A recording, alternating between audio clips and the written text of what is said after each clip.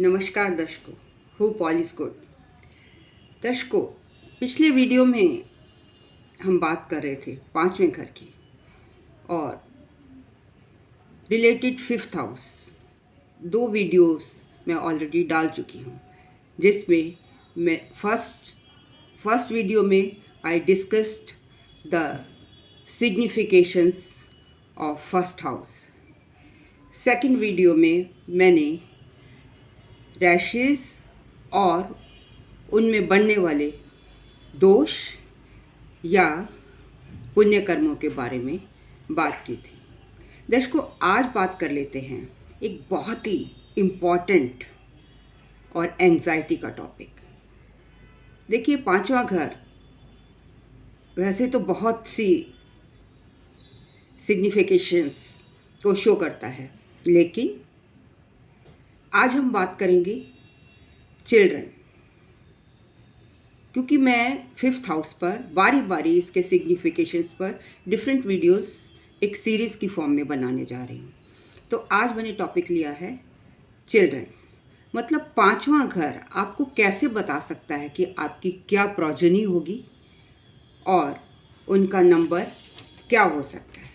देखिए, आजकल का युग तो कलयुग है और यहाँ पर साइंस ने, टेक्नोलॉजी ने इतनी विजय पा ली है कि डिफरेंट मेथड्स एडॉप्ट करके लोग पॉपुलेशन को कंट्रोल कर लेते हैं। लेकिन फिर भी जो शास्त्रों में कहा गया है, मैं उसको लेकर कुछ डिस्कस करना चाहती हूँ।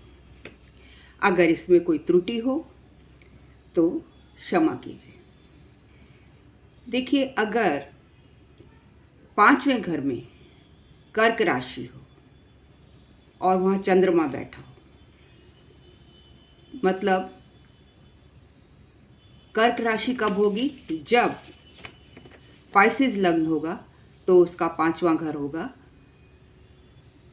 कर्क राशि, कैंसर। तो ऐसे में बिकॉज कर्क इज अ फीमेल राशि, इमोशनल राशि, ये फेमिनिटी शो करती है। और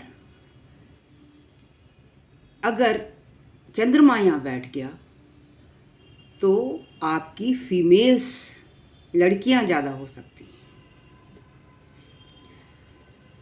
और इन केस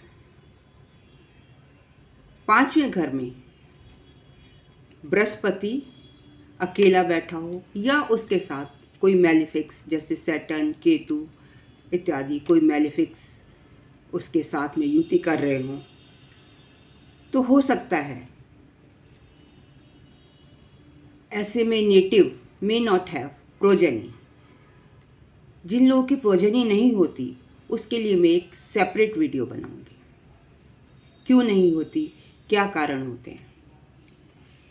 अगर आपके पांचवें घर में शनि बैठे हो और कुंभ राशि हो, अगर पांचवें घर में कुंभ राशि होगी तो आपका तुला लग्न होगा। मतलब तुला लग्न में पांचवें घर में अगर शनि बैठे हों तो ऐसे में आपको 5 पुत्रों की प्राप्ति हो सकती है। 5 पुत्रों की प्राप्ति होगी। Now coming to the next horoscope. अगर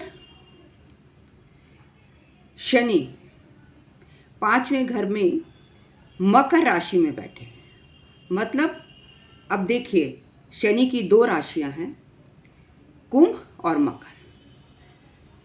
और जब पांचवें घर में मकर राशि होगी तो आपका लग्न कौन सा होगा? विर्गो लग्न। और ऐसे में अगर शनि पांचवें घर में बैठे हैं तो it may give 3 females. Chances हैं कि आपकी 3 सुंदर बेटियां होंगी। बात कर लेते हैं जब मंगल देवता पांचवें घर में बैठते हैं, वो भी मकर राशि में। अगर मकर राशि है और पांचवें घर में मंगल देवता बैठे हैं, तो इसमें लगन कौन सा बनेगा? It will be a Virgo लग्न। तब क्या होगा? तब आपके 3 बेटे, 3 मेल्स होंगे, मतलब 3 सुंदर पुत्रों को आप जन्म देंगे। मैं ये सब होरा शास्त्र, गणेश होरा शास्त्र के बेस पर बोल रही हूँ। इन केस आपका विर्गो लग्न है और शुक्र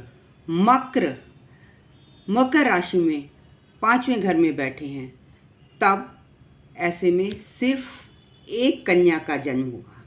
आपके घर में सिर्फ एक फीमेल होगी। फीमेल मीन्स कन्या। इन केस ऑफ मून, देखिए मैंने मून की पहले भी बात करी थी। पाइसिस लग्न में जब मून कर्क राशि में 5वें घर में बैठे थे, तो वहाँ पर मैंने बताया था कि लड़कियाँ ज़्यादा हो सकती हैं। और यहाँ पर लग्न है विर्गो। अगर विर्गो लग्न होगा तो 5वें घर में मकर राशि पड़ेगी, और मकर का अगर चंद्रमा होगा तो सिर्फ your horoscope will promise one female issue. आपको सिर्फ एक ही लड़की होगी। आपके बच्चे कितने भी हों, लेकिन मकर का चंद्रमा 5वें घर में gives birth to only one female. In case Makar fifth house में पड़ रहा है, मकर राशि इज इन 5th हाउस, तो लग्न कौन सा होगा? सेम विर्गो लग्न में अगर मकर में 5th हाउस में मून होगा तब आपका एक फीमेल इशू होगा। लेकिन अगर विर्गो लग्न की कुंडली में बुध देवता 5वें घर में बैठ जाएं, मतलब मकर राशि में बैठ जाएं, तो सिर्फ कन्याओं का ही जन्म होगा। मतलब there is a great possibility कि आपके घर में कन्या ही उत्पन्न हो। इन केस ऑफ विर्गो लग्न, अगर आपके 5वें घर में बृहस्पति देवता, मतलब मकर के बृहस्पति बैठे हों, तब क्या होगा? इन दैट केस आपके यहाँ आपको 5 पुत्रों की प्राप्ति होगी, ऐसा गणेश होरा शास्त्र कहते हैं। अगर 5वें घर में कुंभ राशि पड़ रही है, एक्वेरियस साइन पड़ रहा है, तो लग्न कौन सा होगा? तुला लग्न। तो ऐसे में भी आपके 5 पुत्र, ऐसे में भी आप 5 पुत्रों को जन्म दे सकते हैं। अगर आपके 5वें घर में मेष, कैंसर या स्कॉर्पियो राशि पड़ रही है, वो किस केस में पड़ेगी? मान लीजिए अगर सैगिटेरियस लग्न होगा तो मेष राशि आपके 5वें घर में आएगी। इन केस ऑफ पाइसिस लग्न, कैंसर राशि will be in 5th house, और कैंसर लग्न के केस में आपका 5th house will be occupied by Scorpio राशि। तो अगर ऐसे में 5वें घर में राहु या केतु बैठ जाएं, मतलब राहु केतु इन 5th house, in case of मेष, कैंसर एंड स्कॉर्पियो राशि इन 5th हाउस, मैं लग्न की बात नहीं कर रही, मैं 5th हाउस में अगर ये राशियां पढ़ रही होंगी तो then there will be delayed in progeny. आपकी प्रोजेनी देर से होगी, लेकिन डिनायल नहीं होगा। तो दोस्तों, in case you like my prediction और आपको ये इंटरेस्टिंग लगा हो तो kindly like, comment, share and subscribe. And in case of any consultation about children, their sex, their number, you can ask me on snehkapoor1812@gmail.com. Thank you very much for listening me so patiently.